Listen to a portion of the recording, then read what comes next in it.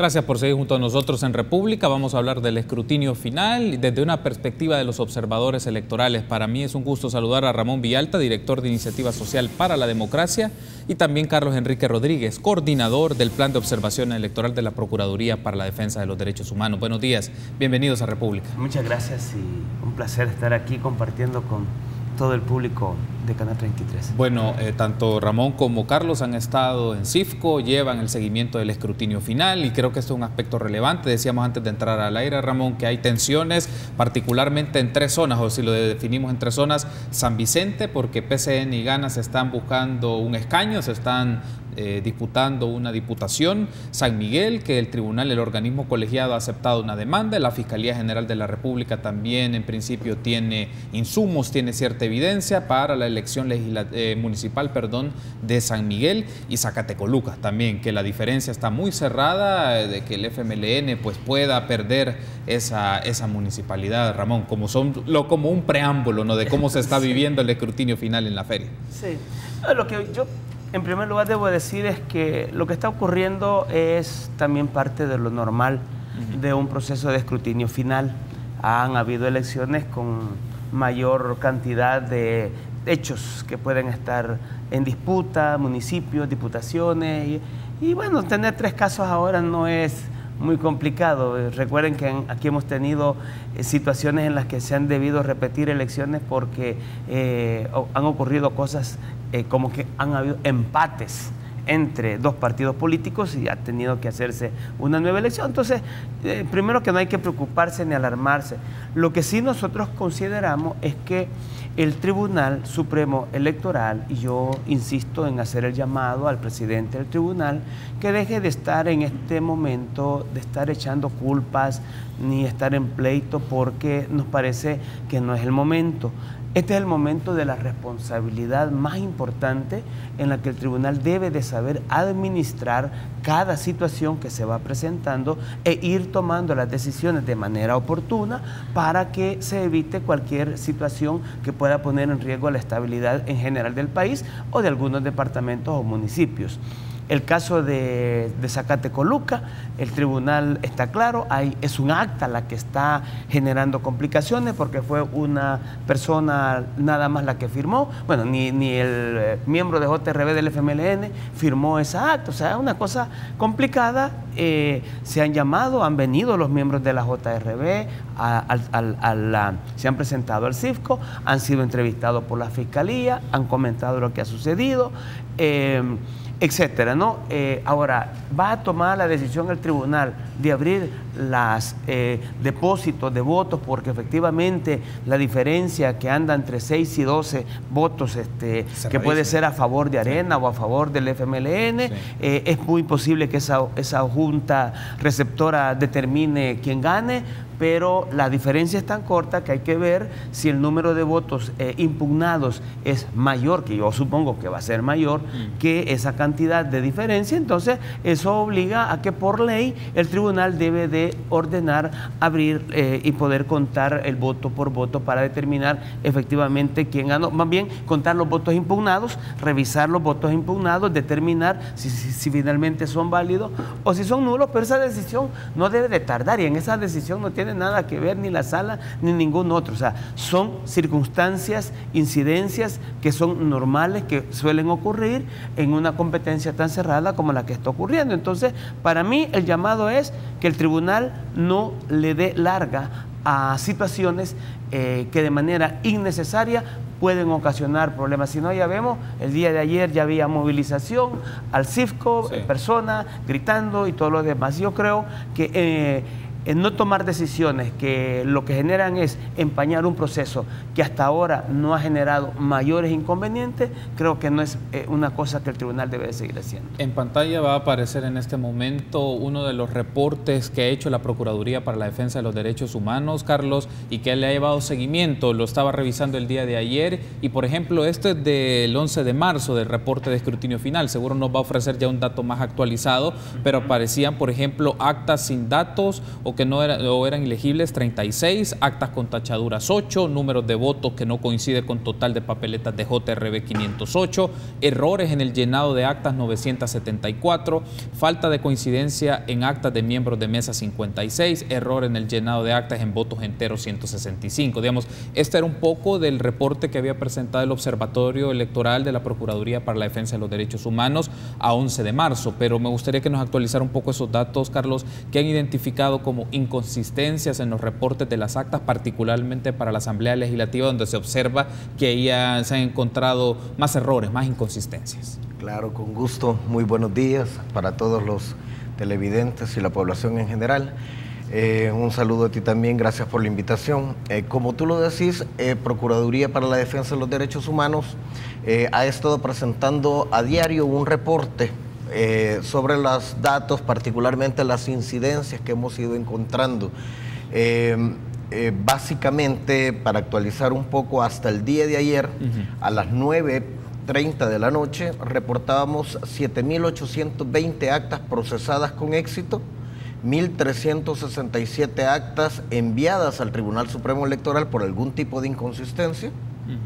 Esto reflejaba un total de 257 municipios trabajados para elecciones de Asamblea Legislativa. Respecto de consejos municipales, las actas procesadas son 7.300 hasta la misma hora del día de ayer. Las actas enviadas al Tribunal Supremo 92 y el total de municipios que se han trabajado son 246 municipios. Es un alto porcentaje. Las inconsistencias para Asamblea Legislativa subieron al día de ayer a 38 las actas con datos ilegibles o sin datos, con tachaduras 8 JRB, 8 actas de JRV, número de votos que no coincide con papeletas 529, error en llenado de actas 1035, particularmente en el registro de preferencias, falta de coincidencia en actas de miembros de mesa 56, error de llenado de actas para votos enteros 168. Estos son los datos actualizados hasta las 9:30. Nos pueden poner especial atención en el registro de preferencias, que es un alto número, 1035 actas con error, y nos preocupa también un poco, y vamos a poner especial atención a los criterios que está utilizando y que utilizará el organismo colegiado para resolver esas situaciones reportadas de inconsistencias en cifras, o peor aún, que no aparecen las marcas en las actas respectivas, pero sí hay una expresión de que hubo votos y que hubo marcas preferenciales en el acta A, ¿verdad? Así es de que pondremos particular atención en eso. Hay un asunto antes de irme a la pausa, Carlos, ¿han podido identificar zonas, por ejemplo, de estas actas que hay fallas en preferencia error, en donde se dio un poco más esto? ¿Fue San Salvador? ¿Fueron otros departamentos? Solo para ver, porque queda la idea entonces donde se debe potenciar para futuras elecciones la capacitación más precisa, sobre todo en el llenado de actas y los folios específicos, particularmente para el registro de preferencias. Particularmente los departamentos más grandes. San Salvador como tal es quien más ha registrado marcas de preferencia y en donde más se han registrado también anomalías de este tipo. Santa Ana también tenemos un alto reporte, ¿verdad?, de incidencias de este estilo. Y bueno, San Miguel, ¿verdad?, otra gran ciudad en nuestro país que también registra números fuertes de errores e inconsistencias en estas marcas. Creemos que mucho de ello, ¿verdad?, responde a la complejidad misma que ha sido aludida, ¿verdad?, de este proceso, a la falta de capacitación, inapropiada capacitación, pero también, ¿verdad?, creemos de que debe de simplificarse y hacerse uso de cualquier otra herramienta, particularmente herramientas tecnológicas que ayuden a superar ese error humano y que también un poco generen un poco más de certeza, seguridad y faciliten el traslado de información. Perfecto, tenemos que hacer una pausa, pero al regresar seguiremos ampliando este tema. Volvemos.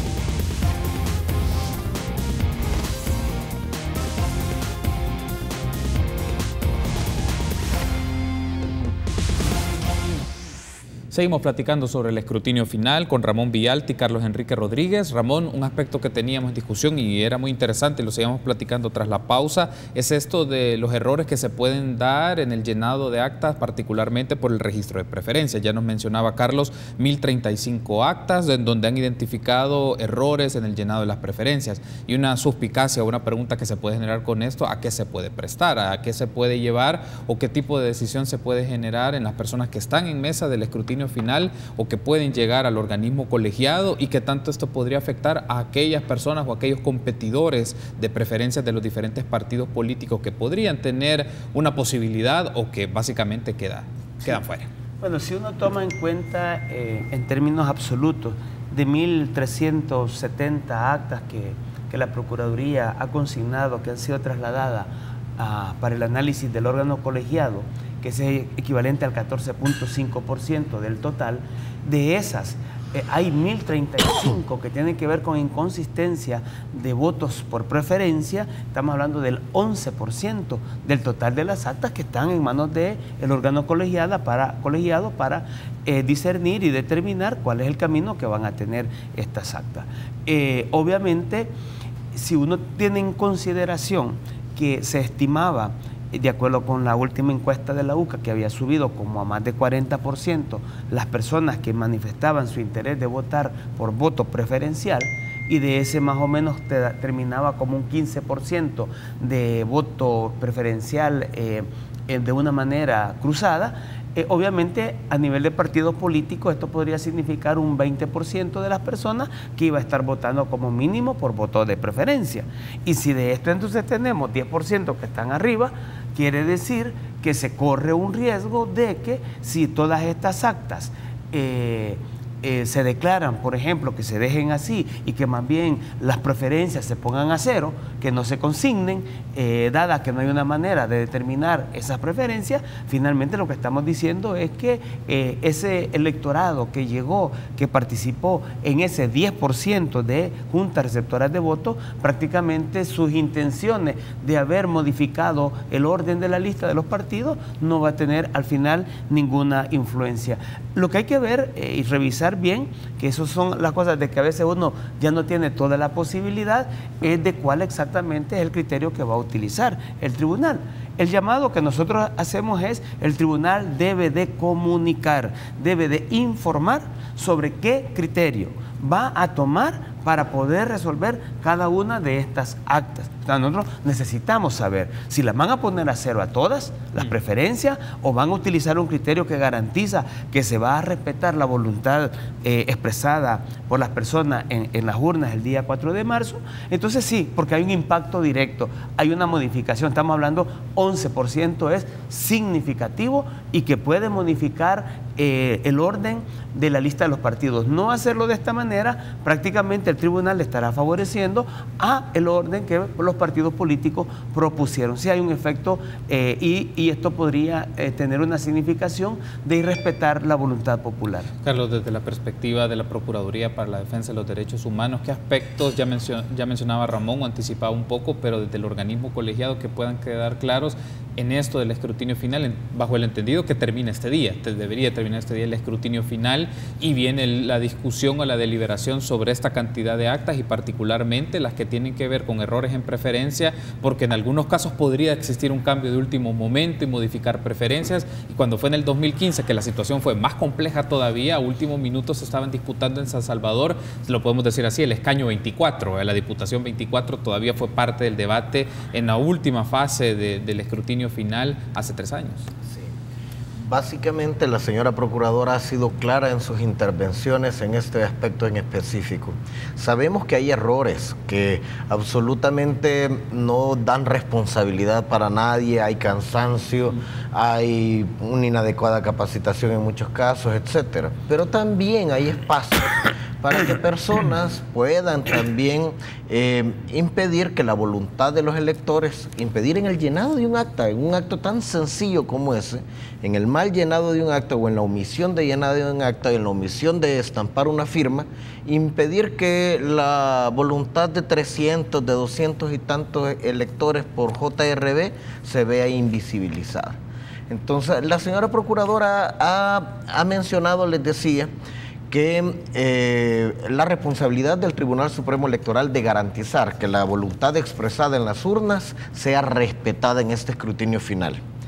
Y ello implica, hay un par de restricciones normativas. Básicamente, el Código Electoral establece en el único caso en donde pueden ser abiertas las urnas, ya lo mencionó Ramón, pero ya también hay precedentes jurisprudenciales sobre la apertura de actas en otros casos específicos.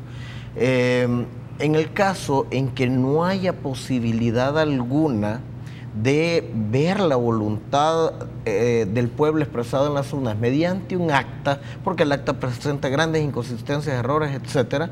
La señora procuradora mencionó estaba a favor de abrirla en ese y solo en ese incidente. Compartimos también la determinabilidad que debe de tenerse como principio. Si esa apertura, si esa cantidad de votos consignados en una JRB podría incidir inclinando hacia uno u otro lado la balanza en un caso específico, eso ameritaría o justificaría que se abriesen. Sin embargo, si el evaluar la votación o el ver los votos de esta Junta Receptora de Votos en nada aporta a un cambio, ¿verdad? No habría mérito o no habría urgencia o necesidad de hacer esto. Hemos puesto, pues, como debe de ser, esa decisión en el organismo colegiado, ¿verdad? Y también las personas interesadas tienen a salvo todos los recursos que la ley les sortea también para acudir ante otras instancias en caso de ser necesario. Pero el Tribunal Supremo Electoral debería de tener como horizonte respetar siempre los derechos políticos de estas personas, de candidatos y de electores, ¿verdad? De candidatas y de personas que acudieron a manifestar su voto. Y no podemos con simpleza decir, no, en esta acta no me parece que estuvo bien llena, no la reviso más o la pongo a 0 y con eso me salto la voluntad de 200 o más electores por cada junta receptora. Perfecto, tenemos que hacer una pausa. En el último bloque vamos a ver aspectos generales de la observación electoral. Regresamos.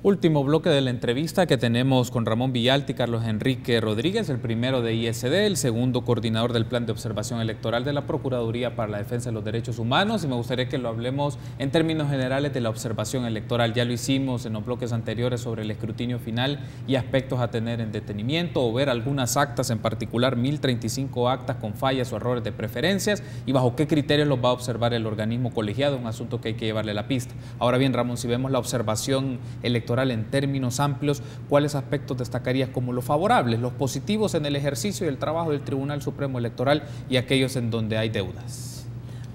Bueno, yo creo que al final, el 4 de marzo, como yo he dicho, uno va a observar lo que finalmente ha venido transcurriendo durante todo el proceso, ¿verdad? Uno debe de reconocer el gran esfuerzo que hizo el tribunal por garantizar la capacitación, la selección de las personas que hacían falta, la capacitación, logró un buen número de personas capacitadas, ¿verdad? Había suficiente como para poder integrar la mesa. Sabíamos que habían algunos puntos de crisis que nunca fue comunicado por el tribunal, pero que ahí hubo un esfuerzo sumamente importante. Todo lo que tiene que ver con la logística, la preparación del material electoral, etcétera, etcétera, la movilización del material, todo lo hicieron en tiempo, los paquetes estuvieron en los respectivos departamentos y municipios en tiempo, se trasladaron a los centros de votación en tiempo, es decir, hubo la entrega de los materiales el día de las elecciones, sucedió con algunas pequeñas incidencias en algún lugar, pero mayoritariamente se entregó a la hora que debía de ser entregado, etcétera. Yo creo que en toda esa parte el tribunal ha tenido un buen papel. ¿Dónde ha quedado la falla grande del tribunal? Uno, en primer lugar, todo este procedimiento que utilizó para la contratación o cualquier tipo de acuerdo en relación a la transmisión y procesamiento de los resultados, ahí hay una deuda que el tribunal debe de revisar bien. No podemos seguir contratando empresas que evidentemente presentan en el proceso errores humanos, que a mí me parece de que ese error humano modificó las preferencias y que puede estar también en relación con este 11% de actas que efectivamente pueden modificar las preferencias de los partidos.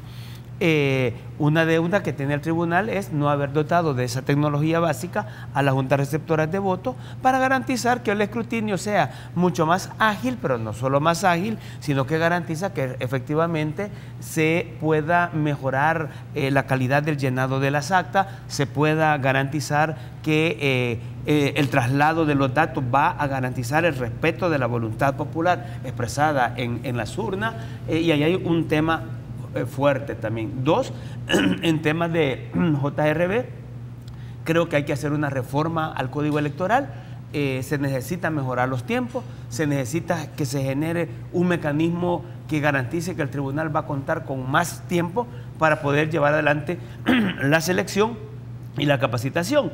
Y por último, hay un tema para nosotros crucial que tiene que ver con la educación cívica. El tribunal es responsable de educar cívicamente a la población y nosotros sí creemos que debe de garantizarse mayor coordinación, porque hoy no hubo ni una sola reunión de coordinación entre el tribunal y las organizaciones de sociedad civil, algo que ha ocurrido desde 1994. Siempre ha habido una coordinación efectiva y ahora pues eso no lo ha habido, pero en el tema de educación cívica prácticamente el tribunal no hizo mayor cosa, y luego habrán otra serie de elementos, como ya se ha dicho. Hay que buscar mejorar, simplificar mucho más el procedimiento para el escrutinio preliminar y ese tipo de cosas que creo yo que puedo enumerar de manera rápida donde hay deudas. Desde la perspectiva de la Procuraduría para la Defensa de los Derechos Humanos, Carlos, ¿qué elementos ustedes hacen los énfasis, particularmente en el ejercicio de derechos? Quiero incorporar esta variable porque es algo que monitorea la Procuraduría,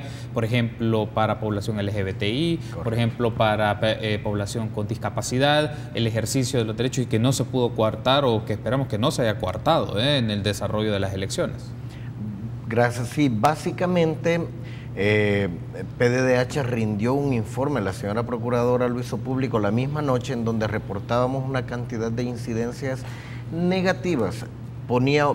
Hicimos en general una valoración positiva, que ante un proceso electoral muy complejo, porque eso debemos de reconocerlo, muy complejo, el Tribunal Supremo Electoral había podido sacar adelante todo un proceso y garantizar el derecho al voto. Sin embargo, sí, obviamente constatamos a nivel nacional una serie de falencias, desde la instalación de la Junta Receptora de Votos, que en algunos casos se dio con el mínimo necesario, y en otros casos algunas personas ya formadas, unas personas capacitadas, en la mañana fueron despachadas sin credenciales, favoreciendo un poco siempre como la tendencia a los que los partidos políticos han sugerido o recomendado sobre las personas que fueron producto de un sorteo.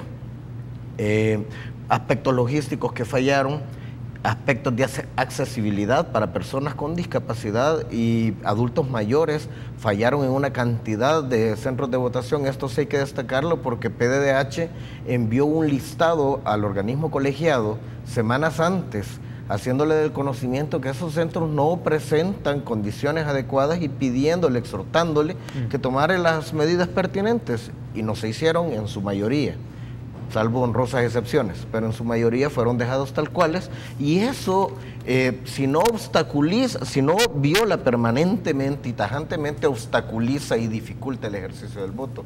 Para personas LGBTI, nosotros constatamos un caso específico de alta discriminación y los narramos bien. Creemos de que la comunidad LGBTI dio un salto muy positivo y se involucró como observadores y se involucró también en mesas de trabajo, en juntas receptoras de votos. Queremos destacar el caso de Chalatenango, en el que vemos con buenos ojos que una cantidad fuerte de población LGBTI ejerció activamente sus derechos políticos, formando parte de juntas receptoras de votos y facilitando ese trabajo desde organismos electorales temporales.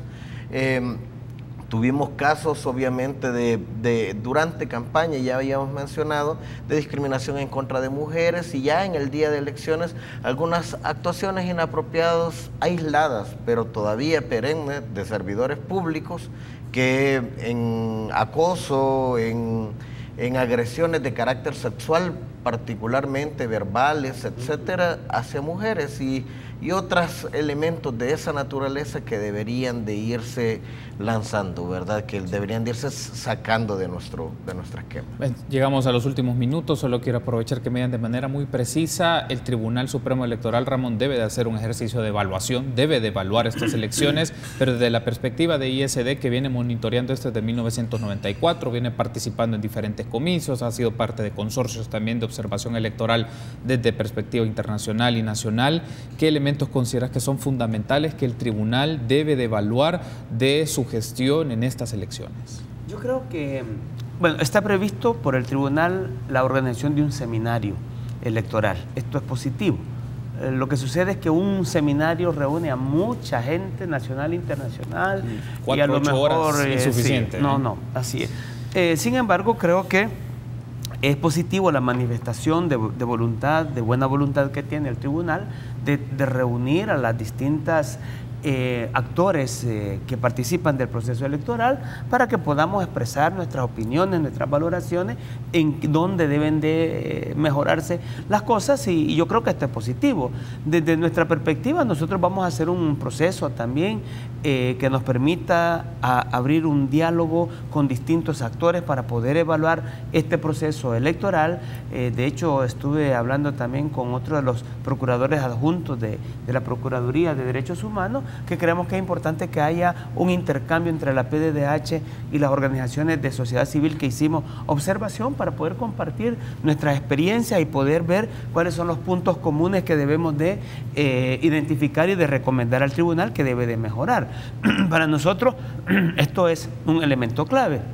Y vamos a ir teniendo discusiones también porque, por ejemplo, en nuestro caso tuvimos un grupo de personas LGBTI como observadoras que también sufrieron algunas agresiones por parte de autoridades electorales en los centros de votación cuando llegaban a los centros. Hubo otro grupo de personas con discapacidad también haciendo observación, quienes nos han dado los reportes de los problemas que siguen siendo evidentes en los centros de votación para garantizar la accesibilidad de personas adulto mayor y con discapacidad. Entonces, creemos que hay distintos grupos con los que hemos trabajado y que estos grupos de manera distinta ellos nos pueden dar a conocer otros elementos. Hubo un grupo de juventud de la Universidad Francisco Gavidia y de la Universidad Centroamericana, que estuvieron también como observadores. Ellos pueden tener una apreciación totalmente distinta de cuál fue el grado de participación, por ejemplo, de la población joven en estas elecciones, que al parecer es uno de los puntos más débiles que tenemos. Entonces, sí creo que estamos en el camino para poder identificar elementos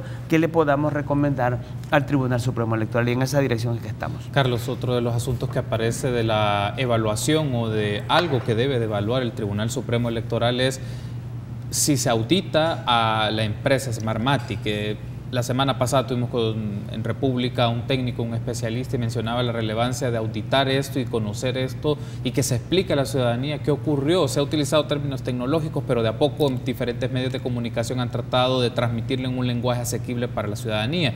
Pero un aspecto de evaluar, además de los que Ramón ya ha mencionado, desde las perspectivas de los grupos y expresiones de la sociedad, es cómo se audita el proceso tecnológico y el procesamiento de los datos, pero también el mecanismo con el cual eso se transforma de votos a escaños y se tenga más claridad sobre ello. Correcto. Hay una tendencia natural mundial a asistirse de tecnología, de herramientas electrónicas para dotar de certeza a los procesos como este. Eso facilita el tiempo que te tomas en procesar la información y facilita obviamente el proyectar la información. Y elimina cansancio. Correcto, y pone al centro un poquito a la persona, ¿verdad? Exactamente. Eliminando esa tortura, por así decirlo, si me permiten la expresión un poco a la ligera, pero esa jornada que llega a 16 a 18 horas de trabajo extenuante, ¿verdad? Y tiene que terminar.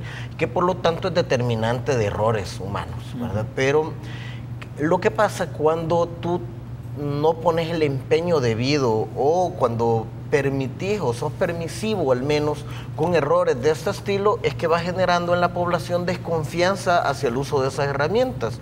Nuestra población, no toda, está acostumbrada al uso de estas herramientas tecnológicas.